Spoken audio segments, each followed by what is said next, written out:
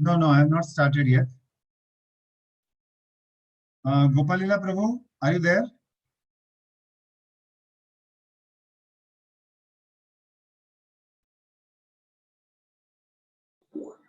Yes, Prabhuji. Should I start, Prabhu? We can wait for because there are only 14 participants. We may wait for a couple of minutes and then we can start. Okay, okay. Yeah.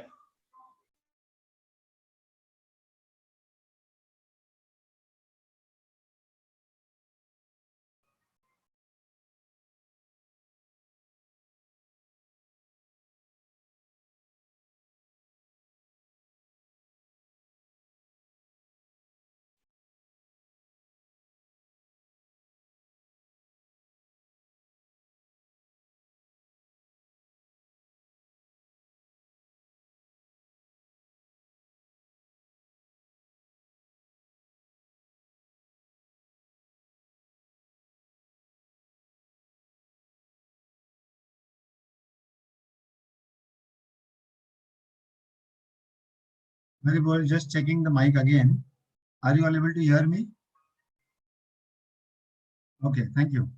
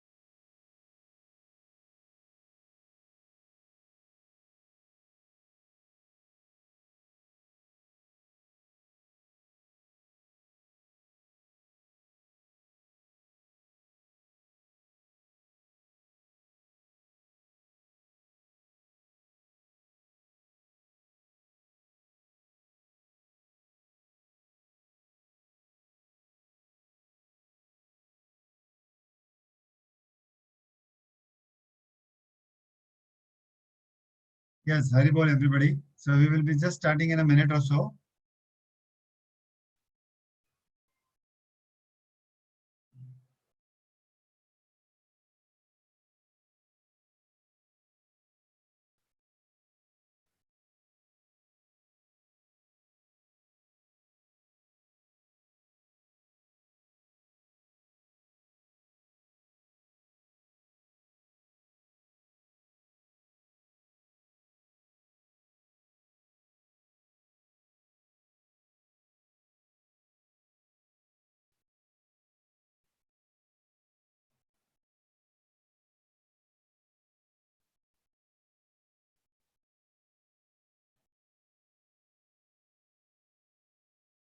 Let's start, Prabhu.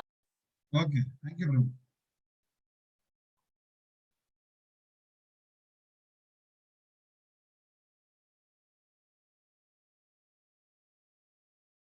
So, welcome everybody to this new session, okay, of the Vijayanagar Empire, the Vijayanagar Empire. So,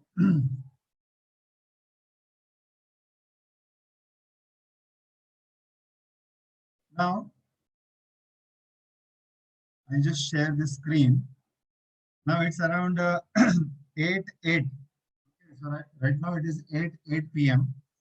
So I will try to finish it by 9:08. Okay. So hopefully we'll be able to finish it because it's such a long history, and I would say the the first exposure, okay, the first exposure that I had to Vijayanagar was when I visited Hampi for the first time with His Grace Govind Prabhu. So we had taken our school children over there as an outstation trip, and that was the first time that I had come to know about something called as Vijayanagar. So can you believe, okay, what is the level of my ignorance? That at that time, for the first time, I came to know that there was something called as Vijayanagar. There is something called as Hampi, and Vijayanagar was situated over there itself. So such was the level of my ignorance. So nevertheless, with the inception of this nice group, okay, the Historic Heroes group, I really got to uh, read something about Vijayanagar, Hampi, and that's how, okay, we are here all together. So it's a very, very fascinating history. And at the end of the whole session, I would even recommend, if it is possible for you, you can buy some good books also, which will give you a nice detailed history, because it's the history of around 300 years, which cannot be finished in 60 minutes. Okay, so it's a big history. But yes, we will try to understand it from the bird's eye view, so that at least we come to know how great, how really great were our ancestors. Okay, so all of you, please be ready. So we are today going to talk about the Vijayanagar Empire. Vijayanagar Empire. The name Vijay itself suggests victory. Okay, so this is the Vijayanagar Empire that we are going to look into it. But to really understand how Vijayanagar Empire came into existence, we need to know the history of why there was a need to establish this particular empire. Okay, why there was a need to establish this empire. So it will be very, very clear. So what we will do is we will go a little in the past, okay, where we will study about our North India. Okay, we will study about North India, and these were the rulers, okay, of North India.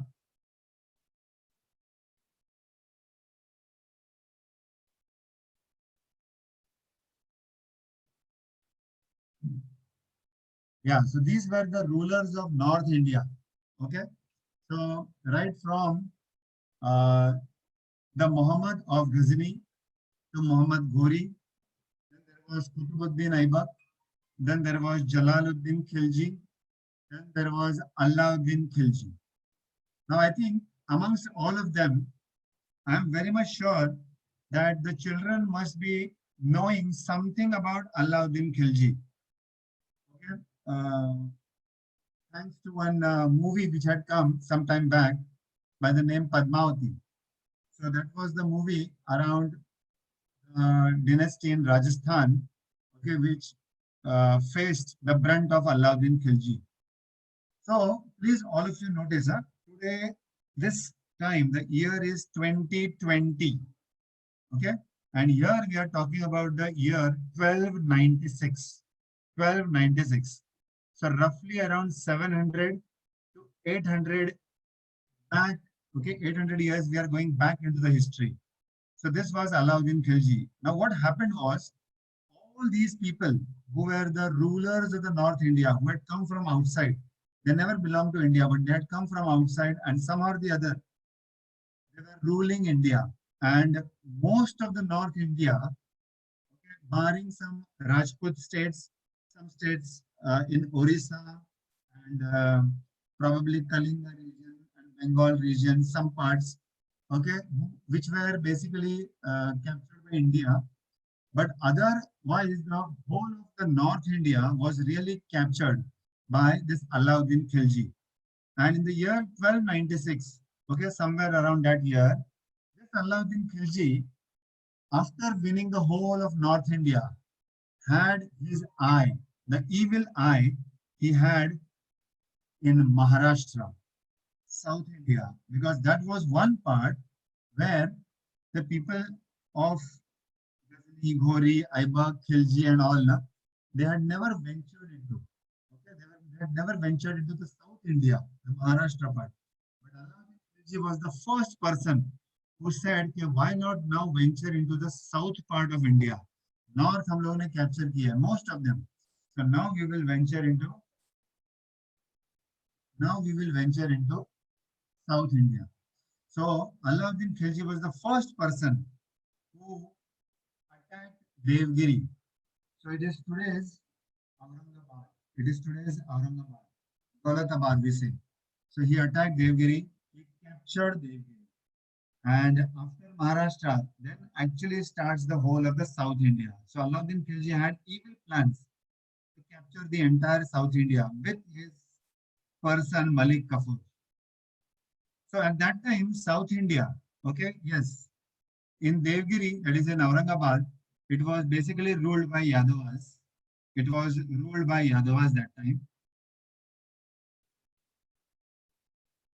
Acha, are you all able to hear properly?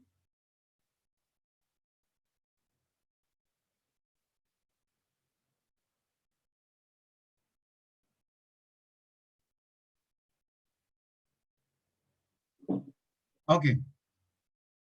What about now?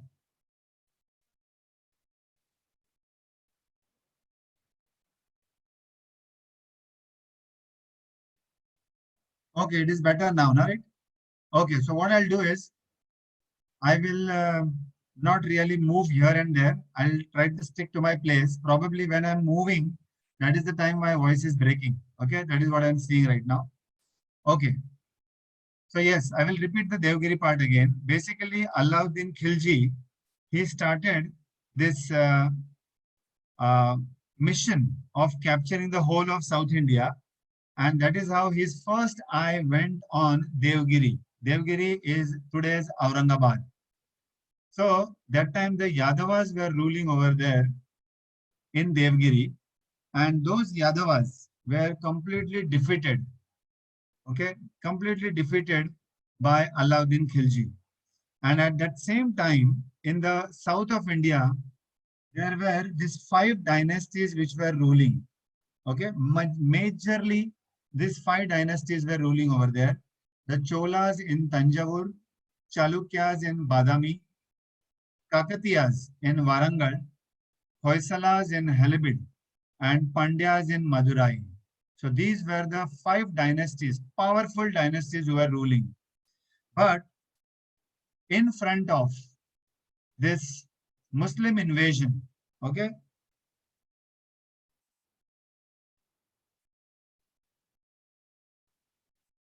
okay. So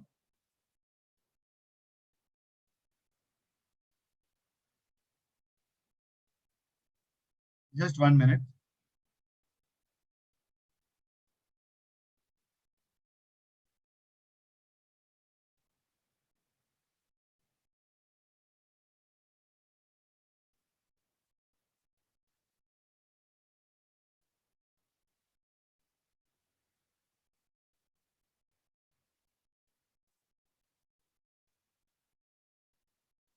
Okay, I'll start the slideshow again.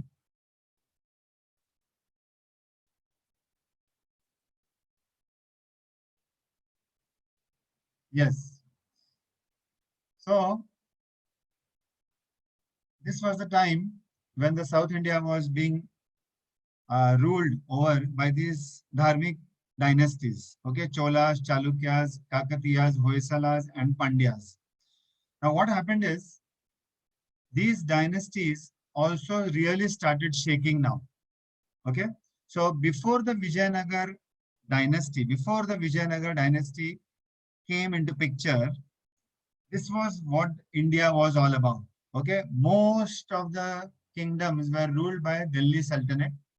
Okay, and there was this Devagiri over here, which was also captured now. Then there was Kakatiya, Hoysala, Pandya, and all these other places. Okay, somewhere there were some Hindu kings. So this was around 320. Now, after Alauddin Khilji was killed, Alauddin Khilji was killed, then came this tyrant ruler, Muhammad bin Taghlaq. Muhammad bin Taghlaq. It was the year 1320. And he was so cruel and he was so eccentric. People literally called him mad. Okay, but he was not mad actually. Now, what happened is once this Alauddin Khilji had captured Devgiri, and because Muhammad bin Tughlaq had captured Alauddin Khilji, so the whole of Devgiri came into the hands of Muhammad bin Tughlaq. And he also wanted that this entire South India comes under his control, comes under his control. So what he decided कि चलो दिल्ली को छोड़ देते हैं और देवगिरी में जाके हमारा नया कैपिटल बनाते हैं. So that is what he decided. And he just told all his Delhi people, yes, chalo, now we will go to Devgiri. And he literally took all of them on foot. Some people were on bullock carts, some were on horses, but otherwise, most of them traveled on foot till Devgiri. And once coming to Devgiri, then after some time he decided, nahi, Devgiri acha nahi hai. We will go back to Delhi. So this was the type of eccentricity that he showed. Okay, Muhammad bin Tughlaq. And he had one cousin, he had a nephew, okay, whose name was Bahauddin.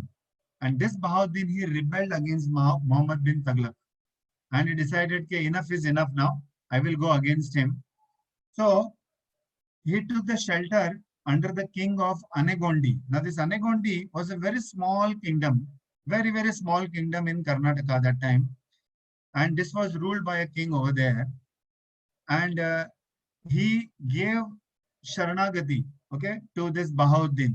But soon Muhammad bin Tughlaq said to the king, King, if you give shelter to him, I will kill you also. But somehow or the other, he tried to give shelter for some time, but then he said, I can't take the risk of giving shelter to you, so you better go back. And that time, Muhammad bin Tughlaq actually attacked the kingdom of Anegondi. And he killed Bahauddin. He killed the king also over there. And he appointed his own Sardar, Nawab Malik. He appointed him over there. And he said, now you rule this Anegondi. And at that time, there were two people who were working under the king of Anegondi. Their name was Harihar and Bukkarai. Harihar and Bukkarai. And as I told you, slowly and steadily, the King Tughlaq, okay, he captured the Devgiri, he captured the Kakatiyas, he captured the Hoysalas, he captured Trichy, he captured Thanjavur, but somehow or the other, he was checked by the Madurai king, Vikram Pandyan. So somehow or the other, he could not capture. Otherwise, the whole of India would have gone to the Mohammedan kings only. The whole of India would have gone in their hands. But in this kingdom of Anegondi, there were two people who were working over there with the king. Okay, so just imagine, so this was the extent to which Tughlaq had captured the India. Okay, almost the whole of India was captured by him, almost the whole of India. But under the Anegondi king, there were two people, Harihar and Bukkarai. Harihar Rai and Bukkarai. So people used to call them Hakka and Bukka. Okay, Hakkarai and Bukkarai. So these two people were working under the Anegondi king, and somehow or the other, this Tughlaq, he took these two people because he found them very, very impressive. So he took these two people, Hakka and Bukka, to Delhi, and there he converted them into Muslims. He converted them into Muslims. And somehow or the other, they tolerated that particular event because they had something in mind. Okay, we want to do something for our India. What is this nonsense? The whole of India has been taken away by these kings from outside, and we are not able to do anything. So somehow or the other, they tolerated being converted to Muslim, and they decided that one day we will rebel against them. And they were just waiting for the right opportunity. And what happened was, after converting them into Muslims, this Muhammad bin Tughlaq, he got a lot of faith on these two brothers. And he decided, okay, I will give them some higher responsibilities. And he told them, now I want to capture the remaining part of South India also. So both of you, okay, just go take my Muslim soldiers with you and see to it that the whole of South India is captured. So these people came to south of India, and there, sorry, there. Now these were actually 5 brothers: Harihar, Bukkarai, Marappa, Kampan, and Mudappa. These were the 5 brothers. Out of them, Harihar and Bukkarai, they were captured by Muhammad bin Taghlaq, converted to Muslim, and they were sent back. But now, when they were sent back, they found this as a very, very golden opportunity. Very, very golden opportunity. Now, this is the same as the Anegundi. Yes, they came across this very, very highly respectable saint by the name Vidyaranya Swami. He was from the Adi Shankaracharya Sampradaya, and um, he was the sannyasi from the Sringeri Mutt, Vidyaranya Swami, and he he basically happened to guide those two people, Hakka and Bukka, Harihar and Bukkarai. So he nicely guided them and he told, what are you people doing? You have been converted into Muslim, fine. Okay. I will see to it that you again get converted to Hinduism. I know all the rituals to do that. So I can convert you back to Hinduism, and you people should fight for our country, fight for our dharma. Otherwise, what is left in this land of India? Nothing is left. Okay. So that is how he inspired both of them. He inspired both of them, and he decided that secretly, okay, we will do something to regain back our kingdoms. So these two, Hakka and Bukka, they had come along with all the Muslim soldiers. But what they did was, Vidyaranya Swami helped Hakka and Bukka to collect some local soldiers and said, with the help of these local soldiers, you capture those Muslim soldiers that you have come with. And that is what exactly happened. So what they did was, they had come with the Muslim soldiers, but they attacked the Muslim soldiers only with the help of the local soldiers. And that is how they defeated the Muslim soldiers over there. And that is the time they decided, now we will form the kingdom of our own. And Vidyaranya Swami, he really, really guided them so nicely that they were able to fix up a land where they should find their kingdom, the new kingdom.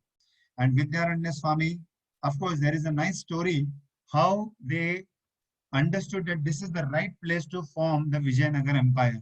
So once both the brothers were on the hunting expedition, and usually while going for hunting, these people always used to carry dogs with them, because the dogs, they used to be, and especially the dogs of the jungles, they used to carry with them.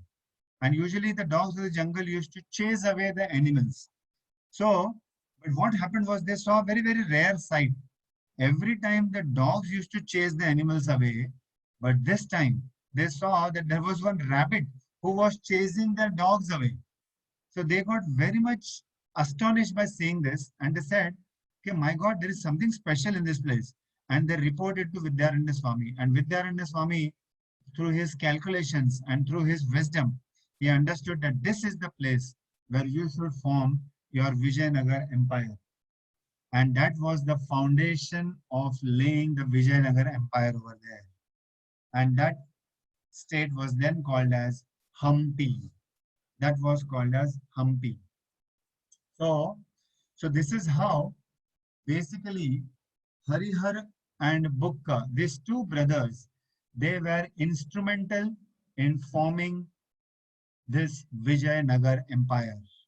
And this was the first empire in South India to really have the guts to fight against all these Muslim invasions which were coming to India from outside. Please understand this very well. Huh? See, imagine all of your children. Okay. Now imagine that you have gone into your classroom and suddenly you realize that the whole classroom is against you. Okay, all those whom you are thinking as friends, they are all against you. Okay, how much insecurity you will feel. I have no friends over here. That was the insecurity which India was feeling that time. And rising above this insecurity were these two brothers under the guidance of Vidyaranya Swami. So once again it was proved that for any Kshatriyas to rule very nicely, they require a Brahmanical wisdom packed guru with them. Okay, we see even in the past before that also, even Chandragupta Maurya, he required Chanakya to guide him. Shivaji Maharaj, okay, he also required Ramdas Swami, he also required Tukaram to guide him. And then there were, okay, we have heard the stories of the dynasty of Shivaji also. They required the Peshwas to guide them. And Peshwas not only guided them, they also fought for them also. So therefore, at every point of time, we require guidance. We require guidance. So Harihar and Bukka, in fact, they were very, very fortunate to get the guidance of Vidyaranya Swami. And in fact, even in political circles today also, okay, now fortunately our Prime Minister Narendra Modi ji, he himself is actually a yogi type of personality. He has spent time in Himalayas. He has spent time with the yogis over there. So he has that wisdom. But still, he also takes guidance. Okay, you saw how he prostrated himself in front of Ram Lalla in Ayodhya. So everybody, okay, especially if they think that they are from India, they require the guidance from a higher up personality. So Harihar and Bukka, they were actually very, very powerful kings, very, very powerful kings. And every now and then, please remember this Sangam dynasty to whom they were belonging to. Okay, Harihar and Bukka Rai's father was Sangam. Okay, his father was Sangam. That's why this whole dynasty is called as the Sangam dynasty. Now, if you see this whole lineage, okay, of the Sangam dynasty, you will see that right from 1336 to around 1485, that is the period of about 150 years, these people fought for Dharma and they tried their level best to oppose the Muslim rule which was sweeping all over India, which was really sweeping all over India. So this Harihar Bukkarai, Harihar Rai too, who was actually the son of Bukkarai, then Virupaksha Rai, Bukkarai too, all these people. Now I won't say that all these people were very powerful, because in between there was one ruler by the name Devaraya. Okay, there was one ruler by the name Devaraya, whom you can see in the list over here. He turned out to be not a very, very efficient leader, not a very, very efficient king. So all the other kings were very, very powerful, but somehow or the other, this Devaraya was not really very powerful. And what happened was, because he was not very powerful, therefore the Muslim rulers over there, they were waiting that when this Vijayanagar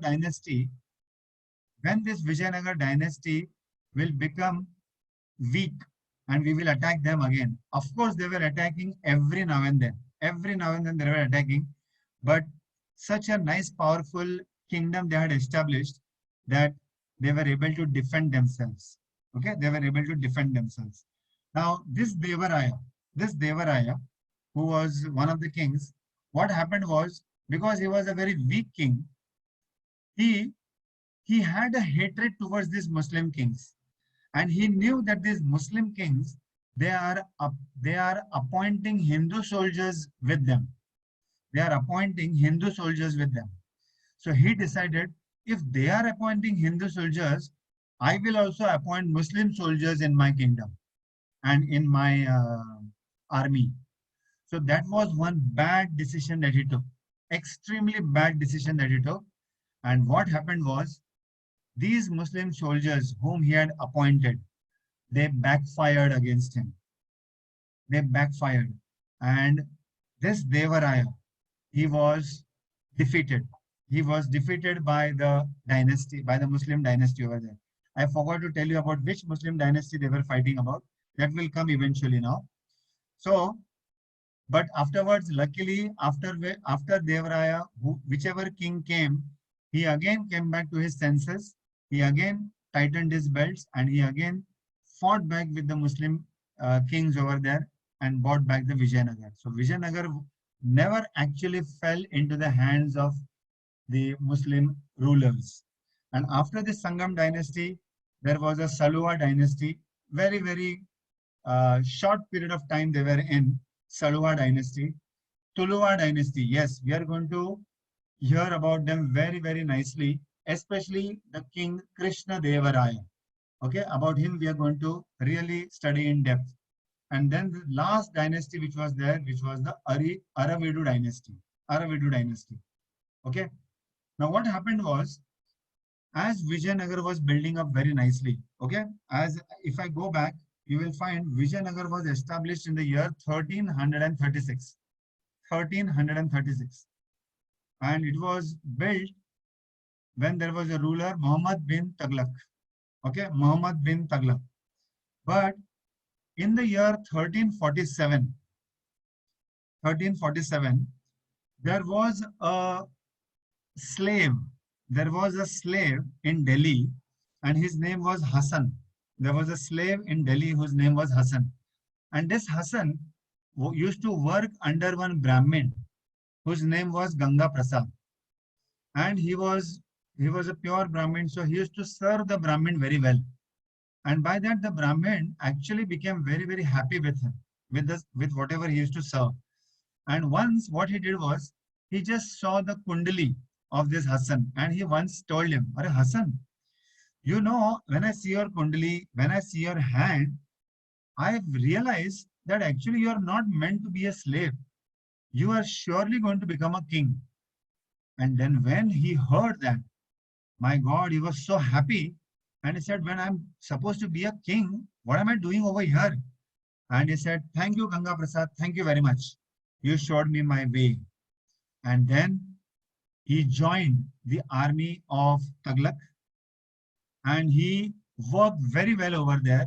And Taghlaq gave him the whole province before Vijayanagar. Before Vijayanagar, whatever province was there, especially some part of Gujarat, some part of Madhya Pradesh, some part of Maharashtra, okay, some part of Hyderabad, he just gave it to him. And he said, okay, you rule this kingdom on my behalf. So I am the owner of this whole land and you are my man and you please rule over there.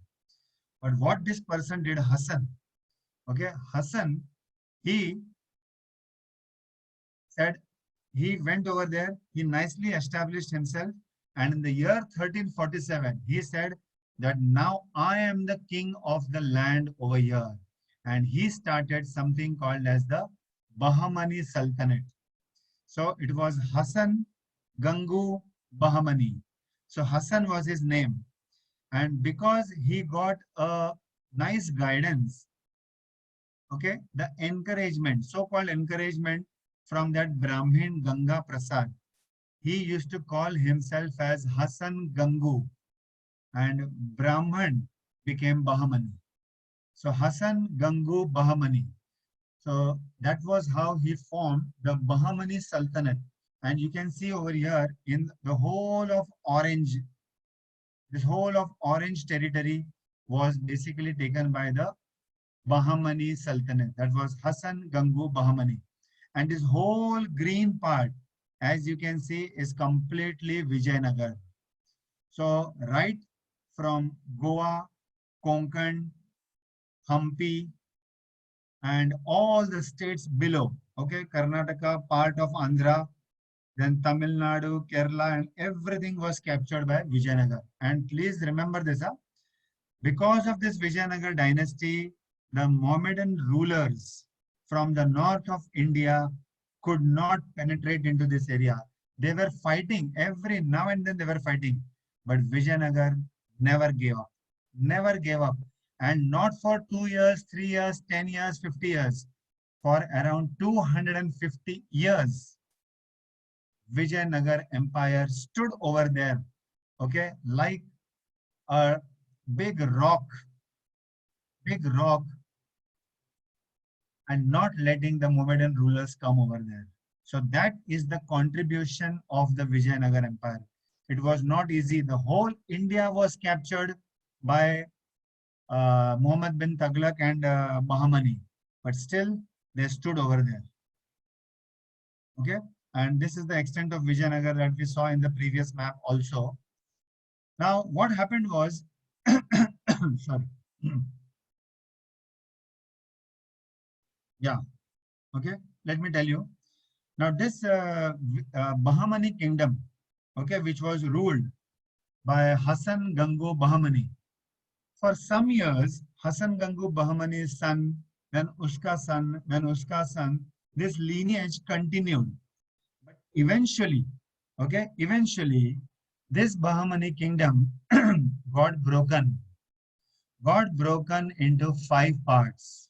Okay, sometimes now we have this notion, many a times I've seen even amongst devotees, the people say that अरे यार हम लोग हिंदू है ना कभी United नहीं होते हैं बट ये देखो ये मुस्लिम्स कितने यूनाइटेड रहते हैं करके but you will see in this example only Hassan Gangu Bahamani, he had so many ministers, he had his sons, and he had given them different kingdoms, and these different kingdoms were taken over by the ministers only, and these ministers started fighting against each other, and from that one Bahamani Sultanate there resulted 5 kingdoms. Okay, there was Adil Shahi of Bijapur, Barid Shahi in Bidar, Karnataka, Imad Shahi in Maharashtra, Berar, Nizam Shahi in Ahmednagar, and Qutub Shahi in Golconda. So these were the 5 pieces in which the Bahamani kingdom broke into. 5 pieces in which Bahamani kingdom broke into. And because these people broke up into so many kingdoms, in one way, actually it helped the Vijayanagar people also. Vijayanagar said, we had to fight all these 5 together. Okay, but now these people are only fighting amongst themselves. It is best for us also. And that is how, somehow or the other, as I told you, not for teeny mini 30 years, 40 years, 50 years, but for 250 years, the Vijayanagar protected the whole of South India from the invasion of these Muslim rulers. Okay, that was an achievement. That was an achievement. And let's say we have seen, before Shivaji also, those Marathas, they were fighting. They were fighting in bits and pieces, in pockets of Maharashtra. They were fighting against these rulers, the Muslim rulers. But when Shivaji Maharaj came, it is said that he took everything to the peak, and that is how he got Swaraj. Similarly, this Vijayanagar Empire, which was started by Harihar Rai and Bukka Rai in the year 1336, and so much they did for the Vijayanagar Empire, but the best period, I would say not only the best, the bestest period of Vijayanagar Empire was during the rule of King Krishna Deva Raya. Krishna Deva Raya. Now, as I told you before only, that there were actually 4 dynasties which came. So there was the Sangama dynasty, then there was the Saluva dynasty, then there was a Tuluva dynasty. And this Tuluva dynasty, as you can see, it had this most respectful of all the kings of Vijayanagar Empire, Krishna Deva Raya. Okay, and the last was the Aribudha dynasty. So this Krishna Deva Raya, okay, hardly he ruled for about 20-21 years. Okay, hardly. But in those 20-21 years that he ruled, it is said to be the golden period of Vijayanagar. Golden period of Vijayanagar. Now, why it is called as the golden period of Vijayanagar? Now, of course, if I decide now, there can be a separate session only on Krishna Deva Raya. There can be a separate session on Krishna Deva Raya only. But we will have to cut it short over here, okay, because of the limitations of the time. Now, this Krishna Deva Raya, okay, he basically had one very nice minister with him, Timasuru, whom he used to lovingly call as Appaji. So he used to be so helpful to this whole kingdom of Vijayanagar that he used to give very nice advices, and he too was a pakka dharmic person. Vijayanagar King Krishna Deva Raya, He married Tirumala Devi. He married Chennamma Devi also. And he married Annapurna Devi also. So he had basically 3 wives. Huh? उसमें से Tirumala Devi was really a princess. Chennamma Devi, she was actually a dancer over there. And Annapurna Devi was none other than the daughter of King Pratap Rudra of Orissa, whom we hear about in Chaitanya Charitamrita. He was the associate of Chaitanya Mahaprabhu. So Annapurna Devi was the wife of Krishna Devaraya. Okay. Now, fortunately, he had a son who was unfortunately killed at a very young age. Very, very young age he was killed. Okay, so that's why he used to be very, very disturbed also because of that. He had a very, very nice advisor, some wisdom packed person, Tenali Raman, whom you have heard about. He himself was a writer. Can you believe? The king is a writer also. And he was a king. Now you may say, oh, he was a king, he was a writer also. So what type of king he must be? Okay, but we will see now in short time. He wrote books in Telugu language and he was so fluent. He knew Kannada, he knew Sanskrit, he knew Telugu, he knew Tulu. So these were, and some people say that he knew even Tamil also. And he was such an ardent fan of art and literature. Art and literature. He was such an ardent fan that when people used to say, okay, we want to go to the Krishna Devaraya, king. So they said, oh, such a wonderful king he is. And not only people in his Vijayanagar empire used to say this. Even Babur, who came when Vijayanagar was on the verge of destruction, Babur, who was the first Mughal emperor who came from outside of India, even he praised him. The Portuguese praised him. The British people praised him. Okay, so many people used to praise and appreciate Krishna Devaraya. So now, what were actually the achievements of Raja Krishna Devaraya? If you see, as I told you, he was a very, very literature-centric person. In his kingdom, okay, all those who were poets, who were saints, who were writers, they were all appreciated, honored, and rewarded. So that is the reason why during his reign, the whole of Tamil, Kannada, Telugu, Tulu, and all this literature really rose to the peak. Okay, people used to spend time in writing because they knew that the king is going to appreciate it. During his kingdom, many, many temples, palatial buildings were built in Hampi, Vijayanagar. Many, many. And we may say, कि अरे क्या ये सिर्फ मंदिर ही बनाते थे क्या और कुछ नहीं करते थे. But he made so much intelligent arrangements for the agriculture of the whole of Vijayanagar that we will see that in the diagrams also. Okay, he built nice agricultural projects. And these people who were there, you know, the Adil Shahi, the Nizam Shahi, the Bairat Shahi, the Imam Shahi, all these people used to actually regularly attack. But he was so smart. He was so smart that he made a nice alliance with the Portuguese who had come to India for the first time. Okay, somewhere in the early 16th century they had come. So he made nice alliance with the Portuguese who had also come through seaways from outside only. And the Portuguese were so much in awe and reverence to see this king. There are many, many books which are written on Krishna Deva Raya by Portuguese. Can you believe? Portuguese people are writing books on Krishna Deva Raya. There was a British, okay, Robert Sewell. He has written a beautiful book, okay, on Raja Krishna Deva Raya and the whole of Vijayanagar only. Okay, I'll show it to you towards the end of this whole presentation. So he did many, many agricultural projects. He created ponds. He created aqueducts. Now, what is this aqueducts? We'll see.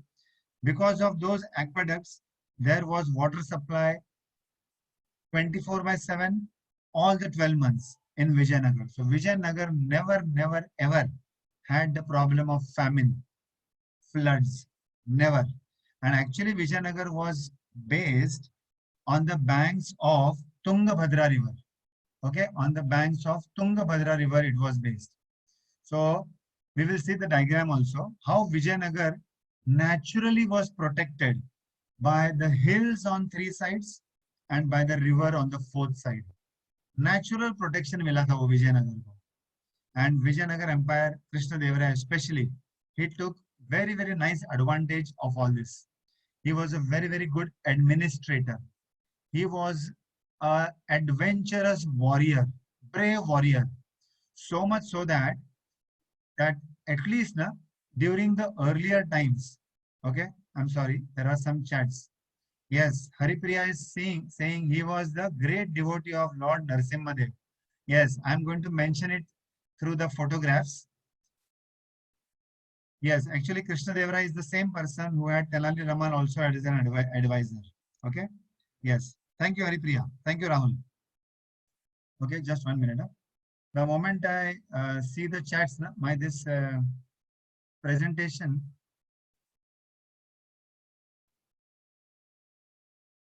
stops. Okay, just 1 minute.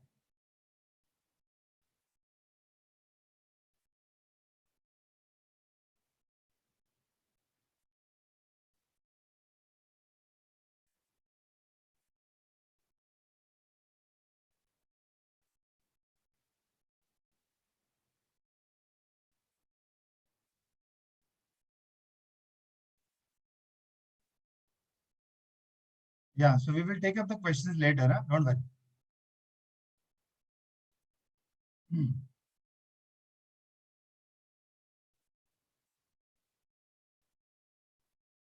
Yeah. So he was a good administrator. He was a warrior. It is said every day, the early morning hours, okay, he used to spend on his body, on his mind, and on his atma. He had the famous saint Vyasatirtha, okay, who was his spiritual advisor. Vyasatirtha is the same person whom Prabhupada mentions that he is in the line of Brahma Madhva Gaudiya Parampara. So Vyasatirtha was his spiritual advisor. Okay, and people, it is the, I would say it is the record of Krishna Devaraya that once he used to enter into fighting with anybody na, then वो काम तमाम करके ही लौटता था वापस. Okay, so never again when he was alive, जिसको भी उन्होंने डिफीट किया वो वापस कभी विजयनगर की तरफ उसने आंख उठा के भी देखा नहीं. एक बार किसी को उसने डिफीट किया, उसके बाद कभी भी विजयनगर की तरफ किसी ने आंख उठा के देखा नहीं. That was the power of Krishna Devaraya. Can you believe he was saint at heart, but he was Arjuna-like warrior. So he used to spend a good amount of time every day to exercise, horse riding, chivalry, and he used to spend time with Vyasatirtha also, hearing the spiritual lectures from him. So he won a very brave war, Kalinga war. So it was the war with Pratap Rudra from Orissa. So somehow or the other, they also had a tiff. So he won that Kalinga war. That Kalinga war winning is a separate story altogether. It's a separate story altogether. There was a place between Krishna river and Tungabhadra river. So whenever there is a place between two rivers, na, two rivers के बीच में का जो place होता है ना, that is a very fertile place. Fertile place. उसमें अनाज है, ये है, वो है, सब अच्छा हो जाता है उसके अंदर. So there was a famous Raichur place which was between Krishna river and Tungabhadra river. So Tungabhadra river के पहले वाला part, okay, पहले वाला part was belonging to the Bahmani Sultanate, and Tungabhadra के नीचे वाला part was whole of Vijayanagar Empire. So Krishna Dev Rai, he was so brave that he started going upwards now. Okay, he won the whole of Andhra Pradesh. He won the Orissa also. So he was going in this way. And here he started pushing the Bahmani Sultanate, who had already broken up into 5 kingdoms. He started pushing them upwards. So such a brave person he was. And he won that Raichur part, which was between Krishna River and between the Tungabhadra River. So that was an achievement by him. It is said in the Vijayanagar Empire there were no slums, absolutely no slums. And we are going to see the photographs of the marketplace also.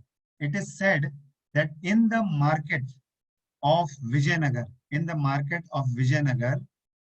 जैसे भाजी और फल बेचते हैं ना, वैसे gold, pearls and jewels used to be sold on the streets. Can you believe that?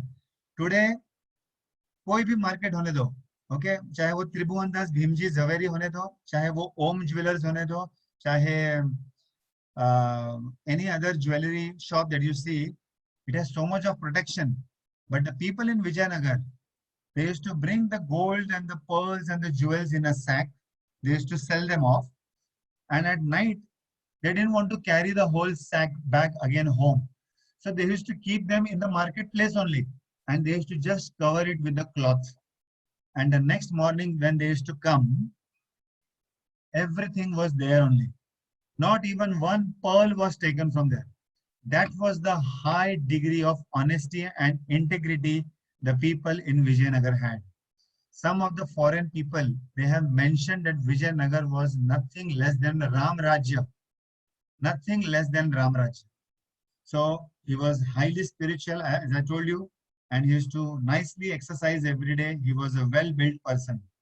So that's why, see, all the freedom fighters that we have discussed, okay, everybody, they had some guru to guide them. They had people to support them, and they used to exercise every day because they knew that although they had to do something for the Atma, but if they had to do something for the country, they required a nice body. That is the reason why they used to exercise every day. And he had Guru Vyasatirtha, who used to guide him very, very nicely, as I told you before also. Highly spiritual person. And yes, this was the aqueduct system that I was mentioning to you. So the water used to flow from all this thing. Okay, these were the aqueducts. So the water from the Tungabhadra River, nicely the system was that it is to flow throughout the Vijayanagar, helping them in agriculture, helping them for drinking water and for all other purposes. Oh, I'm so sorry. I didn't mention about it. He had 7 lakh soldiers with him. Can you believe 7 lakh soldiers? That means 7 lakh soldiers have to be fed by the king. They have to be maintained by the king. And how does the king maintain them? The king maintains them on the money which is given by the citizens in the form of tax. And the citizens had so much faith in Krishna Deva Raya that they didn't mind giving him tax because they very well knew that this Krishna Deva Raya is going to always protect us. That is the firm faith that he had in Krishna Deva Raya. Okay, and in fact, this battle of Raichur, they were this Adil Shahi kingdom, they were so powerful that time that they were actually about to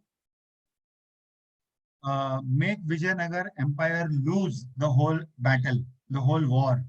And the army of Vijayanagar, although they were very large in number, they were quite disheartened कि अरे हम लोग अभी ये जीत नहीं सकते करके. And when Raja Krishna Deva Raya, he saw that his army is disheartened, he just stood up on the horse and he said, मैं आदिल शाह के हाथों मरने जा रहा हूं. Who wants to come with me? And when they saw king in this particular roop, in this particular mood, they said, the king said, I am going to be ahead of all of you. I am not going to be behind you. I am going to be ahead of you. And Raja Krishna Deva Rai, he led the whole battle. He was in the forefront. He was in the forefront. That means the first arrow, if it comes from the enemies, it would actually hit Krishna Deva Raya only. So that was the risk he was willing to take for the citizens of Vijayanagar. And that is how the whole army got charged up. And they said, no, we are with you. And he did a very, very smart thing by having nice friendship with the Portuguese. And these Portuguese, they helped him with all the technical and all the warfare material. So the guns started by using by the Vijayanagar Empire for the first time because of the Portuguese.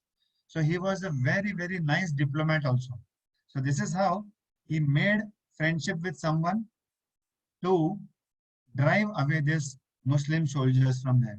So this is the Meenakshi temple in Madurai, which was built around in the same time of the Vijayanagar dynasty, Vijayanagar Empire. See, this is the natural fortress of the Vijayanagar. So you can see there are hills from all the sides. From the three sides, there were such powerful hills that these hills used to actually protect Vijayanagar. And there was Tungabhadra on one side. Okay, this was the royal, जैसे हमारा flag होता है ना, flag. We have a tricolor flag. So similarly, they had one saffron color flag in which there was sun, there was moon, there was boar. Boar means wild pig, you can say, wild pig, boar. So apna Varaha avatar was in the form of a boar, and there was this dagger, okay? The sword, basically the sword. So this was the symbol of Vijayanagar. It was a hardcore Hindu Rashtra. Vaishnav, apne Krishna Deva Raya, he today also if you just Google out, he will say he was a Vaishnava king. They call him as a Vaishnava king because he built so many temples in his kingdom. So many temples, Vishnu temple. And as Haripriya said, he also built a Narsimha temple.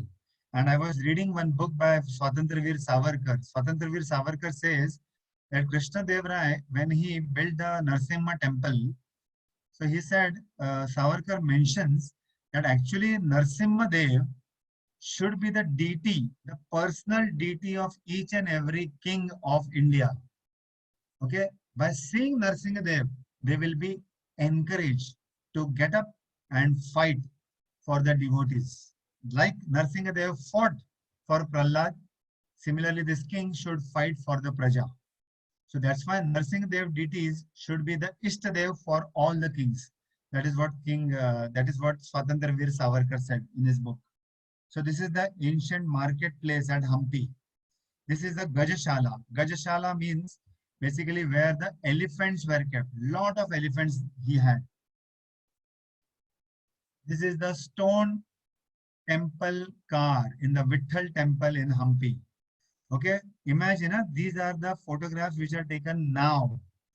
Can you believe what was Hampi about 500 years back during the Vijayanagar Empire? This is the marketplace. Okay, this is the Virupaksha temple in Hampi.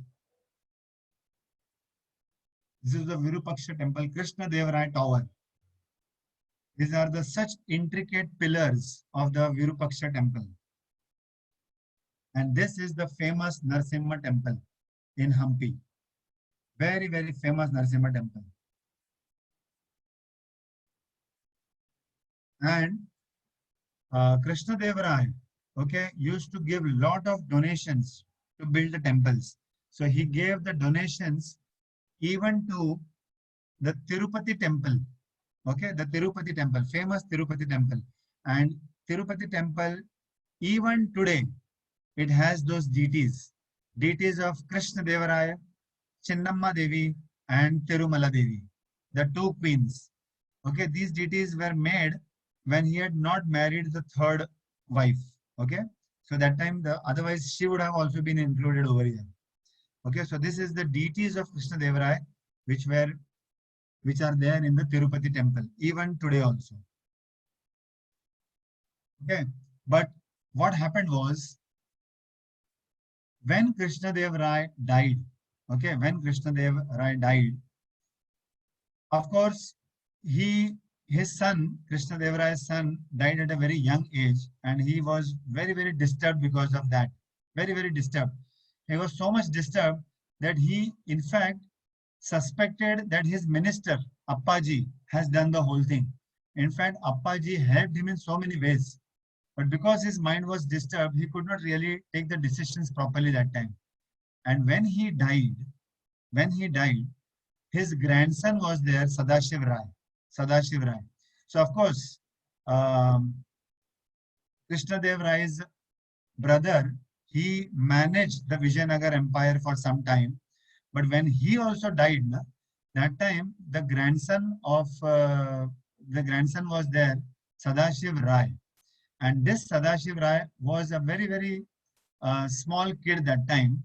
So Krishnadev Rai's son-in-law, okay, son-in-law, Rama Raya, okay, he ascended the throne that time and he became the king over there. So he was the first king, not from the dynasty of Krishnadev Raya. Actually, he was from some other dynasty that is called as the Aravidu dynasty.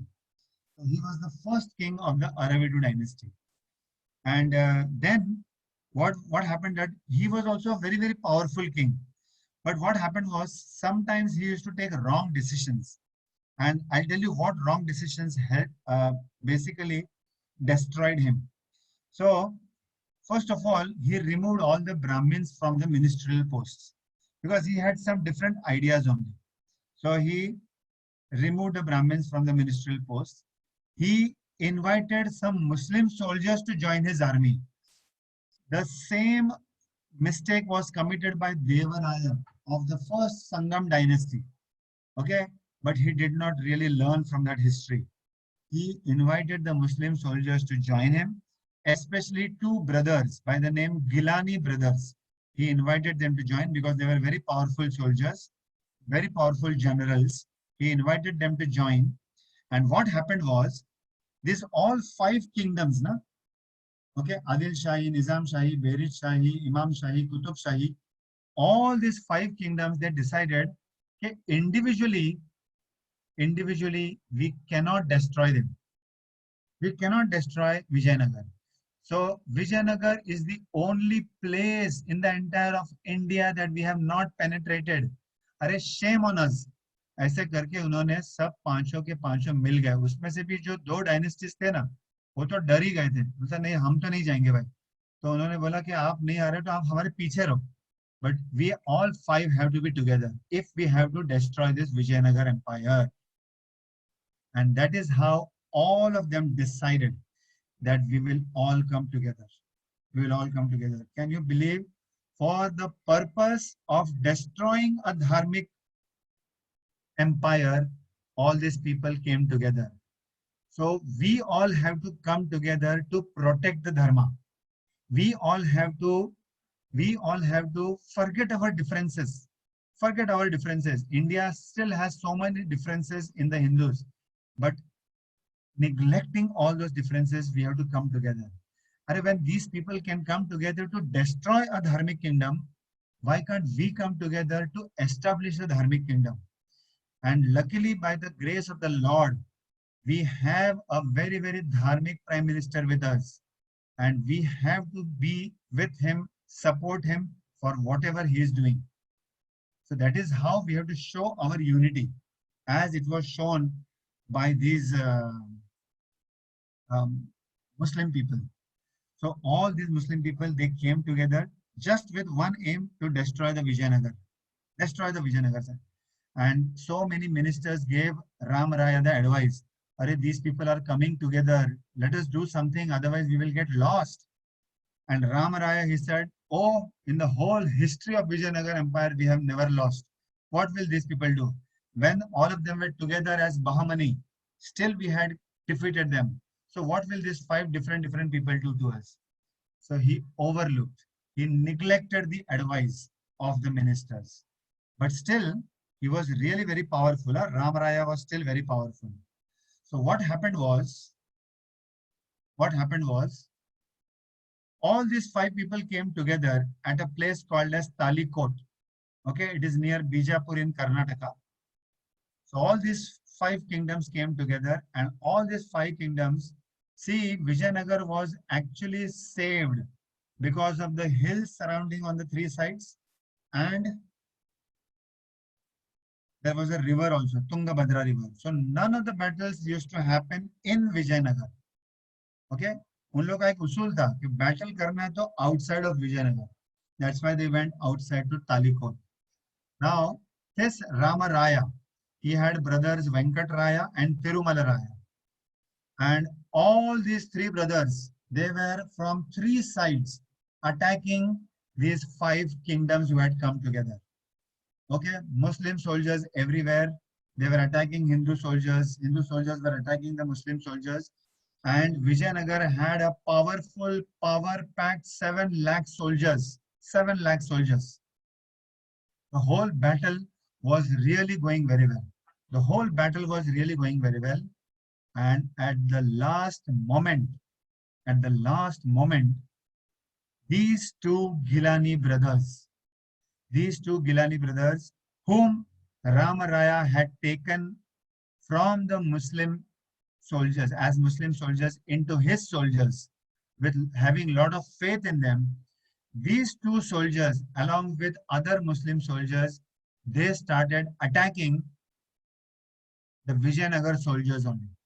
They started attacking the Vijayanagar soldiers only. And they were quite many in number. So when Vijayanagar people said कि अरे हम दुश्मन से लड़ रहे हैं कि हम हमारे लोग से लड़ रहे हैं, and they started fighting with the Muslim soldiers in their army only, and there were Muslim soldiers from the enemy's army also, and this led to a total confusion. And in that confusion, what happened was these two brothers, Gilani brothers, they captured Ramaraya. And they took them to the Adil Shahi. And Adil Shahi said, Ramaraya, you were thinking that you were invincible? Okay, we have captured you. Now, what do you want? You want to accept our sovereignty? You will have to become Muslim, or we will cut down your head. And Ramaraya said, you may cut down my head, but there are my brothers also there in the army. They will guide and they will defeat you. But I am not going to become Muslim. And hearing that, Ramaraya, in front of all the soldiers of the Vijayanagar Empire, Ramaraya's head was chopped off. He was completely beheaded. And when the soldiers saw our king being beheaded by the enemy soldiers, they fully went into the panic mode. And they started running here and there. They started dropping their swords, their bhalas, and they started running here and there. That was the mistake which was committed by the soldiers also. And Shivaji Maharaj later, he trained his soldiers. He said, even if I die in a battle, please continue the battle. Do not flee from the battle. Do not run away from the battle. And that is how Shivaji Maharaj learned from the history of Vijayanagar. He said, your war, remember, it is not for the king, it is for the kingdom. So even if the king is dead, even if the king is not dead, continue fighting for the kingdom. But here what happened was, the Ramaraya was beheaded, the soldiers panicked, and seeing the soldiers panic, now imagine in the battlefield, if the soldiers panic, ऐसा नहीं कि कोई एक loud speaker लाओ चलो and gather all the soldiers again, अरे don't worry, I am there. Okay, इतना उनको बोलने वाला भी कोई नहीं था. And when Tirumala Rai came to know, because he was fighting from the other end, Venkat Rai was fighting from one end, and Ram Rai was fighting from one end. So when Tirumala Rai came to know that, oh my God, my brother is beheaded, and all soldiers are running here and there, he understood that now Vijayanagar is captured. So he ran away from there. He did not lead the army. He also ran away from there. He took all the jewelries, all the treasuries from the Vijayanagar, loaded them on 1,500 elephants, and with some of the soldiers and ministers, he ran away from there. He ran away from Vijayanagar and he went to a place called as Penukonda and he established some capital over there. And these people, okay, on 23rd uh, July, this kingdom, the Muslim kingdom, won over the Vijayanagar king, and from there they took 3 days to come to Hampi, Vijayanagar. They took 3 days to come to Hampi, Vijayanagar, and what happened in Vijayanagar after that is undescribable. Undescribable. Just imagine all the citizens over there had no one to look after to. There was no king.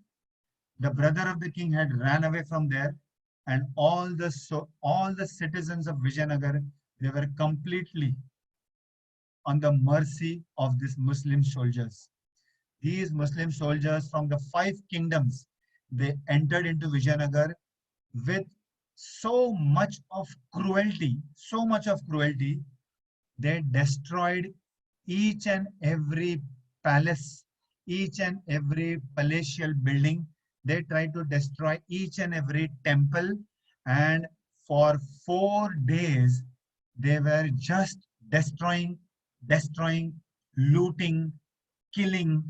That's all what they did for 4 days. That's what they did. Can you imagine what is the responsibility of the king? And if the king, because of some or the other reason, fails in the responsibility, who has to face the brunt of the whole thing? Who has to face the brunt of the whole thing? It is citizens. It is citizens. So can you imagine what is the post of a Prime Minister of India? How responsible and how important is the post of the Prime Minister of India, the President of India, and so many other people. Even how important is the post of the President of our temple also, of Sri Sri Radha Gopinath temple, Sri Sri Radha Ras Bihari temple. So much is the importance of people who are taking charge of the common people. So much charge of the common people. So the whole of the Vijayanagar was formed in the year 1346. And this battle, which happened in 1565, that was the virtual end of the Vijayanagar Empire. From that day onwards, Vijayanagar never again came back to its original position. Never came back to the original position. So, of course, for some more years, okay, about 95 years more, this Tirumala Rai, Venkat Rai and all, they continued from some other place. But jo charm Vijayanagar mein Krishna Devaraya, Hakka, Bukka and all the other descendants had, that once it went away, it went forever. It went forever. That's why many of the books which are available also, they always mention it like this: the rise and the fall of the Vijayanagar. Rise and the fall of.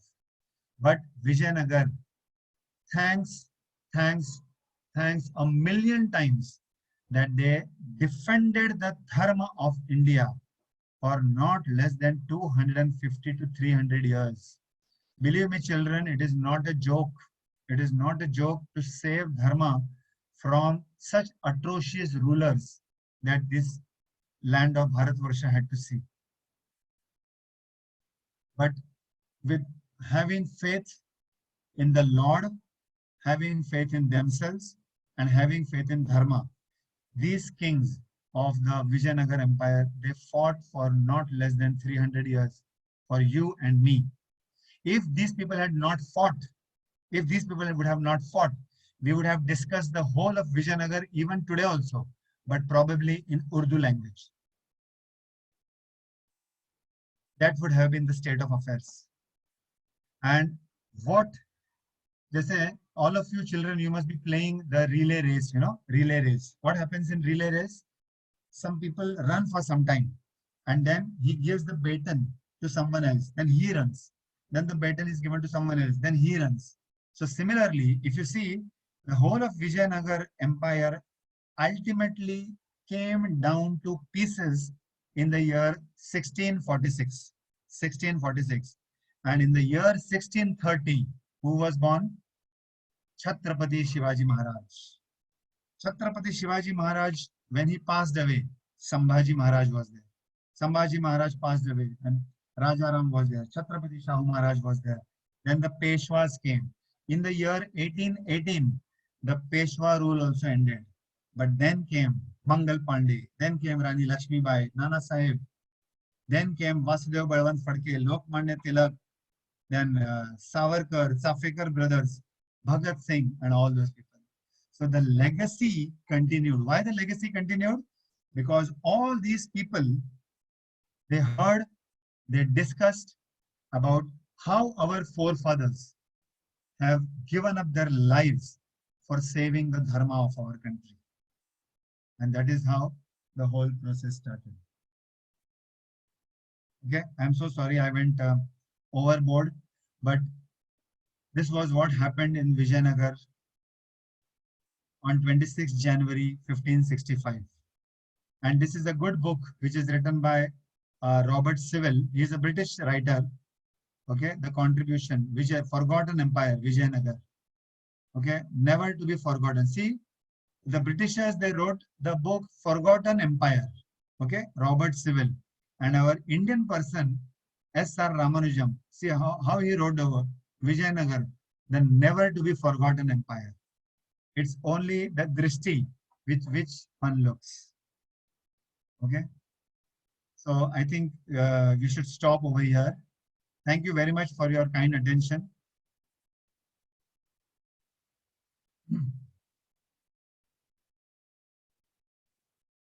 Yes, Adi. Adi Lakshman, you want to ask something? Yes, Adi Lakshman, please go ahead. You can unmute yourself. Yes, I can't hear you.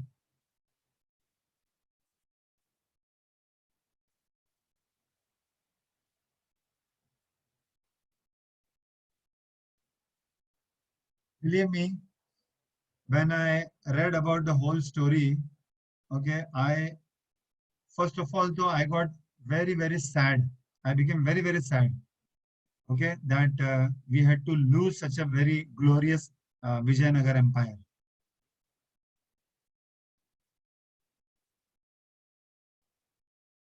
Yes, Prabhuji, how did Maharaj Krishna Dev Rai die?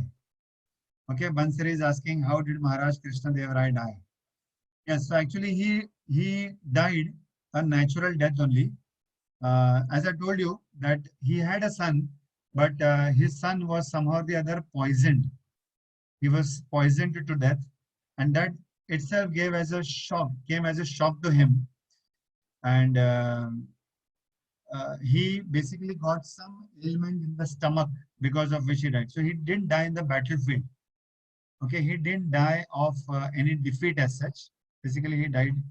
Yes. So basically, Krishna Dev Rai existed at the time of Chaitanya Mahaprabhu. Yes, there was one question which was asked. He existed at the time of Chaitanya Mahaprabhu. Okay, 1 minute.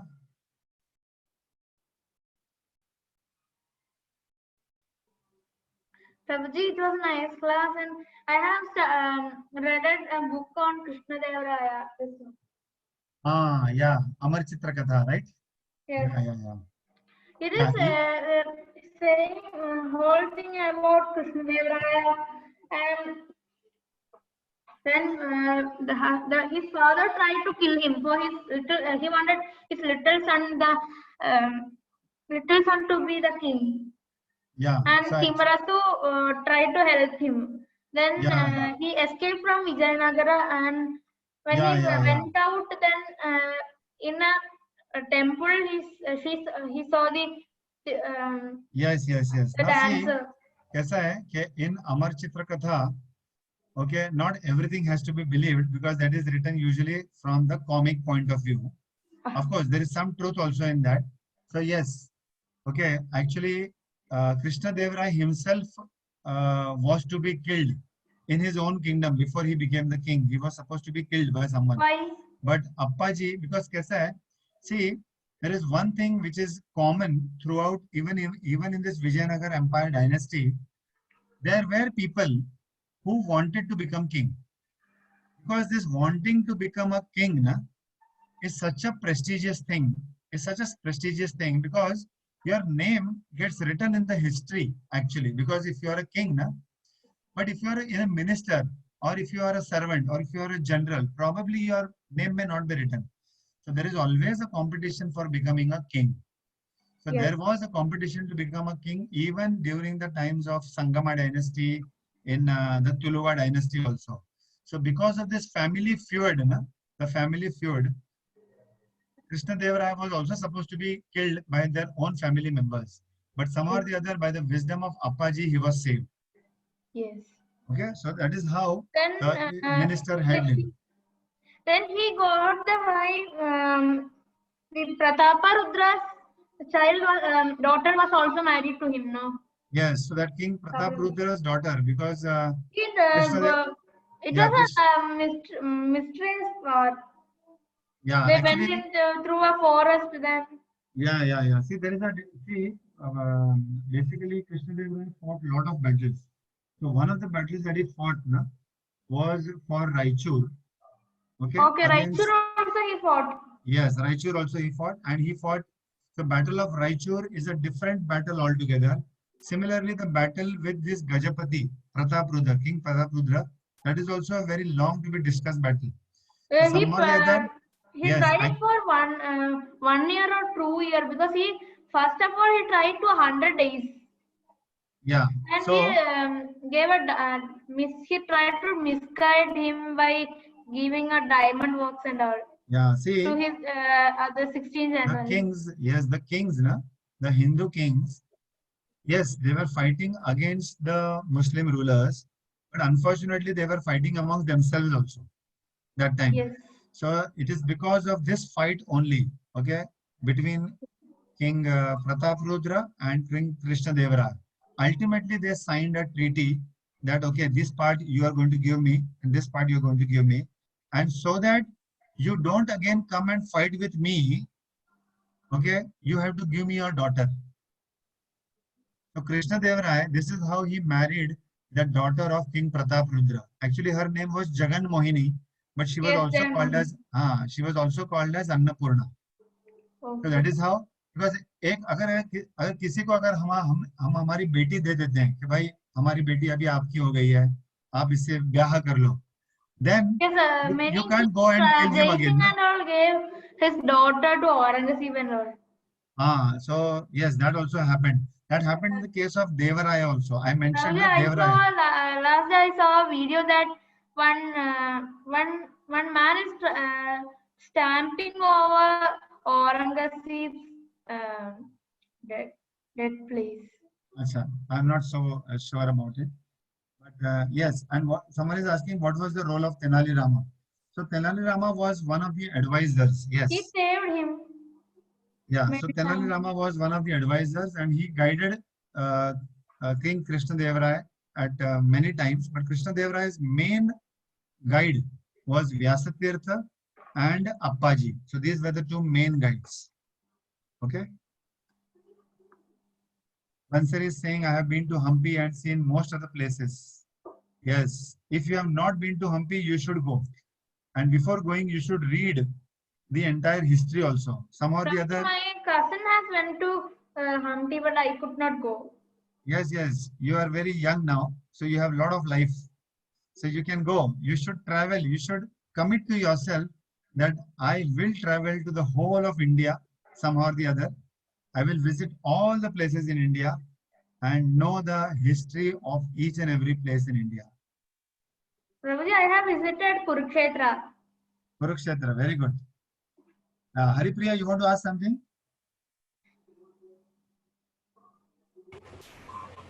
Prabhuji, what is the name of Maharaj Krishnadev Rai's son? Krishna Deva Raya's son, unfortunately, I don't remember his name. Okay, but probably I can read through the whole thing again because there are so many names, na? So many new names in the whole of this Vijayanagar Empire. I really forgot. Okay, I'm so sorry. Really, Raichur has a Prabhuji, Just 1 minute. Huh? Yes, Radhika, you want to ask something? No, Prabhuji. Okay. Yes, Adi. really, this Raichur has a depth with this Krishnadevaraya no and Vijayanagar no, because he captured Raichur and he gave up. He then said to he gave assurance and he freed that his 3 sons of Muhammad Shah and all. Yes. So And the that, as I told you, governor was ruling the whole kingdom. yeah. So as I told you, actually the Battle of Raichur is I would say a subject in itself only. Okay, that was a very glorious battle of Raichur. So even if you now type on Google Battle of Raichur, you will find immense description. Battle of Talikot, which was the last battle of Vijayanagar. That is also a turning point in the history. Turning point, battle of. So we have heard, Battle of Panipat, Battle of Plassey, but Battle of Panipat is a Talikot, very big battle. yeah, Battle of Talikot, somehow or the other, it doesn't find a place in the history. So that's why when the Britisher wrote that history, he called it as a forgotten history. And the Indian, when he wrote the history, he called it as never to be forgotten history. So yes, so this is how we come to know that our kings have given so much resistance. Prabhuji, can I ask that that free class of historic heroes was there in summer vacation? No? Can we have the names that we studied in that session in the group? Names of the people that we have discussed? Yes. Okay, I will tell all those people who have given the sessions. Yes, sir. I will tell them to write it in the group. Whatever. I love the session. Okay. Thank you so much. Then I have a doubt. When we have to join this new session of historic heroes next session? Yeah. So all those things now will be put in this group only. So Okay. don't go out of the group. So the whole information about the new group now will come in group the 2. new session. Will come in group. Yes. Okay, brother. I love this class. Thank you so much. Thank you. Prabhuji, I love this class very much. Will you share the slides and recording with us?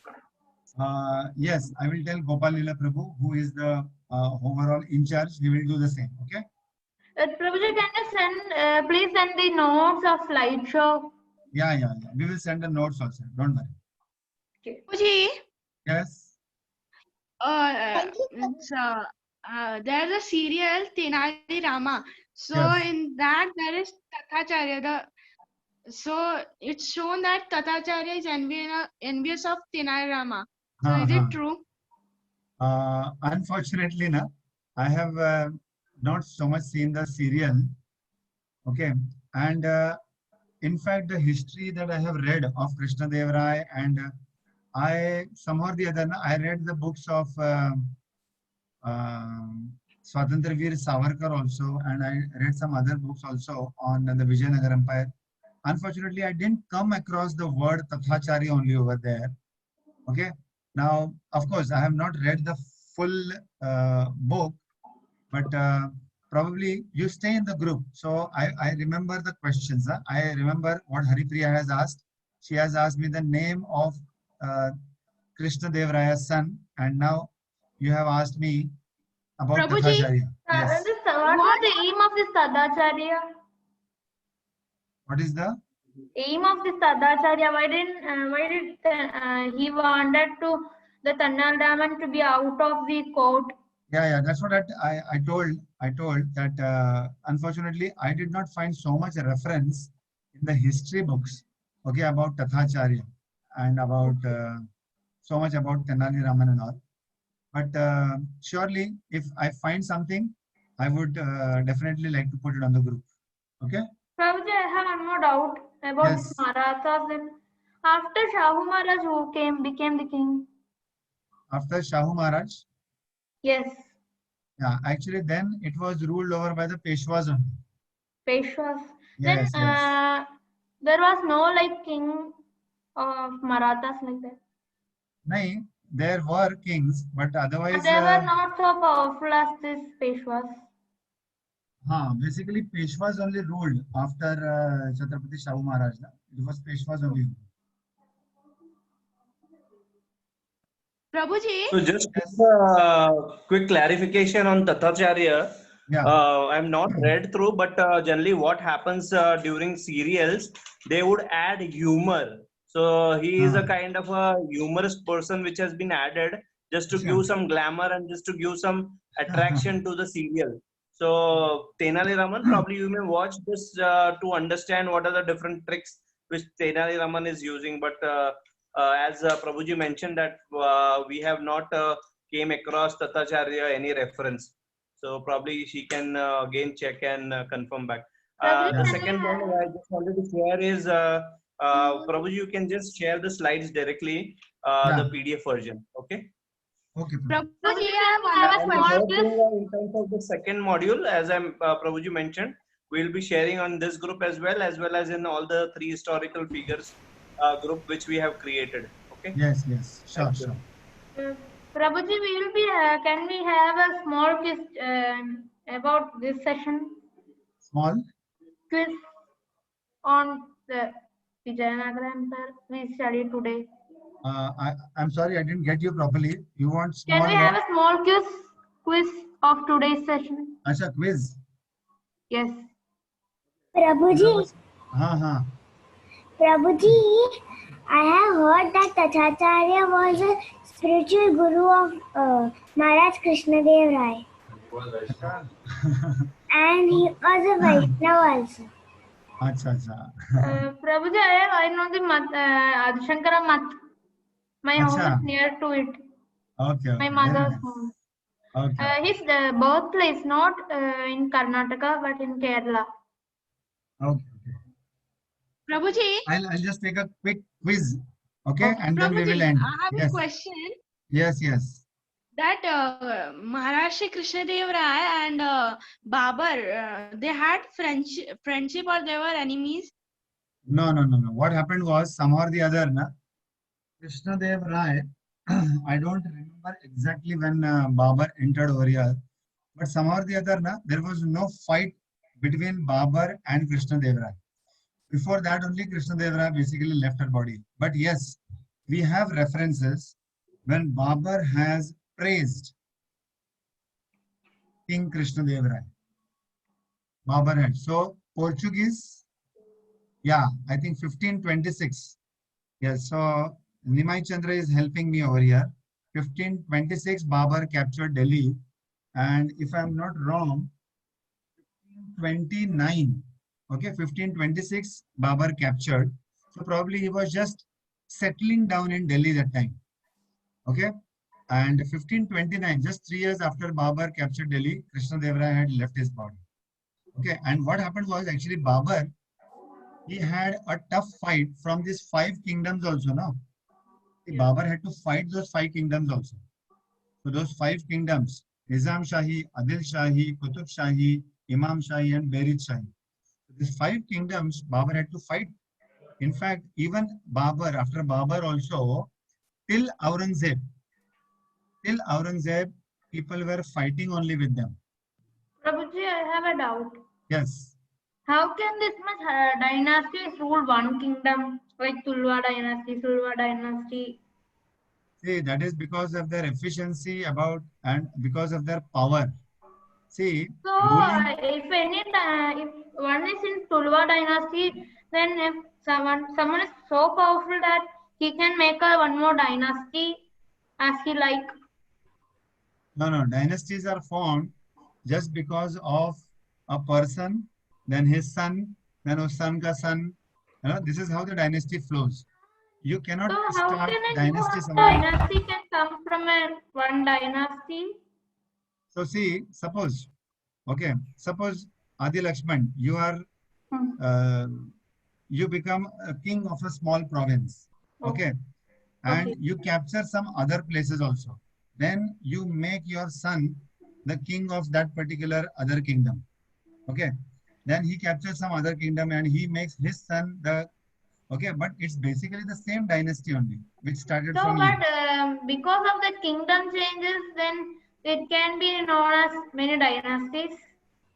Yeah, so what happened in the case of Vijayanagar was that first there was a Sangam dynasty and the last ruler of Sangam dynasty was overpowered or was killed by some general. And that general of the Saluva dynasty, he started his own dynasty. But just 3 kings, and that Saluva dynasty ka last king was also killed by one general. Okay. The Tulu dynasty, Tuluva dynasty. So this is how the new dynasties they start. Okay, Prabhuji, So, yes. somebody kills them, his dynasty can rule. So actually what happened was in Delhi also it happened the same thing. There was Ghori, but then there were the other dynasties which came, the Khilji Prabhuji, I have dynasty. a doubt. Why, But whenever we say about Delhi, then we will come only with a Muslim country or Muslim state in history. Then was a Hindu state, Hindu was. provinces anytime? Yes. Actually, before the year 1000, it was all ruled by our Hindu kings only, no, over there. See, the first Then time the who was Muslims ruling attacked, the Delhi? Delhi was, see, right from when there was Chandragupta Maurya. Okay, from there, so many kings were there who ruled Delhi. And actually, that time, Delhi was not considered as the major power. It was Magad which was considered as the major power that time, Magad. Okay, then when these Chandragupta also conquered Magad, no? Chandragupta conquered Magad, yes, so he became the king of Magad now. Okay. Yeah, this is how the things move ahead. That's Yes, why Haripriya, after the Muslim power only the Delhi become a major power. major, yes. So Delhi some or the other had the remains of that Hastinapur dynasty. Okay. Okay, so That is Delhi. in this one, no? I forgot the place. It was. Adi, we can take the questions Yes. later. Prabhuji, you have anything quiz to be shown because it's getting late for everyone. I think, Prabhuji, we will because it's already very late now.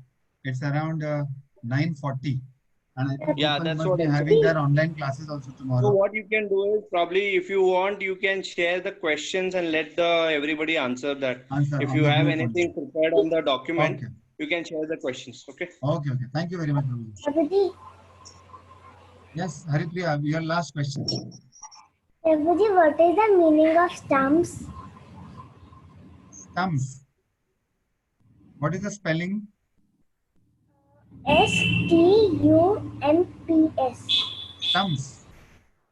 I know only one stump, which is used in cricket. Okay. Prabhuji, you have mentioned it. I mentioned it. Stumps. Acha, I really don't know because that is the only stumps that I know. Okay, so thank you very much, all of you. I think she means slums. I think she means Slums. slum. Oh, sorry. Yeah, slums means in Mumbai language, we call it as Chopadpatti. Okay, slums. That means where the rooms are very small and probably the cleanliness is not there so much. Okay, those types of houses, they are called as slums, which are very small, very small, and most probably they are unclean. So such type of houses were not there in Vijayanagar Empire. Yes, thank you for bringing it to my notice. Okay, so thank you very much, all of you. Okay, we will soon meet in our next module. Quiz is not the quiz. Quiz we will not take now. Okay, I will frame the questions and I will send it to you on the group. Okay, thank you so much. Okay, brother.